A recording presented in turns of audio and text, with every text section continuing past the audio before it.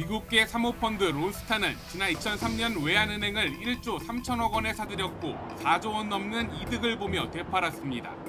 헐값 매각 논란으로 시작된 론스타 의혹의 핵심은 론스타가 외환은행을 인수할 자격이 없었고 외환은행도 팔릴 만큼 부실하지 않았는데 정부가 매각을 강행했다는 겁니다.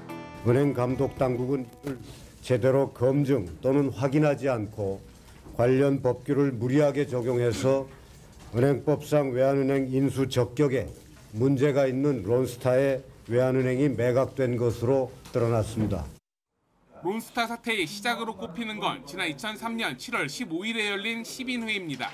당시 회의에서 재경부, 지금의 기재부는 외환은행이 부실해질 거라며 론스타에 유리한 이른바 예외 승인을 주장했는데 이 자리엔 추경호 당시 재경부 은행제도과장도 있었습니다.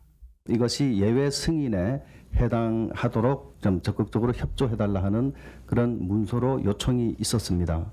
론스타 사태와 관련한 추 후보자의 역할은 매각을 주저하던 금감위에 보낼 공문을 논의한 재경부 내부 문건을 통해서도 엿볼 수 있습니다.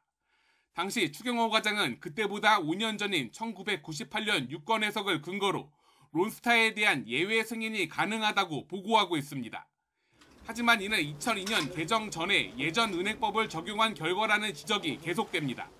새 은행법에 따르면 산업자본에 대해서는 은행이 부실하건 아니건 어떤 경우에도 예외 승인이 불가능합니다. 과거 은행법에 기초한 유권 해석을 들먹이면서 산업자본 론스타의 외환은행 인수를 가능하게 해주었던 것입니다. 추경호 후보자는 외환은행 매각 12년 뒤인 지난 2015년엔 론스타와의 분쟁을 총지휘했고 다시 7년이 지난 지금 이번엔 나라 살림 국간지기로 론스타 사태를 마주할 가능성이 커졌습니다.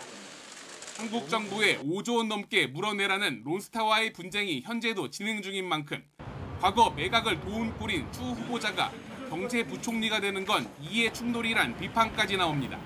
저희가 100% 승소 승패를 좀 판단하기는 쉽지는 않습니다. 또 특히 론스타 사건은 쟁점이 상당히 복잡하고 추 후보자는 이런 의혹들에 대해 지난 2006년 책임 문제를 예상했지만 외환은행 부실화를 내버려두는 건 무책임한 일이었다며 자신을 변호하기도 했습니다.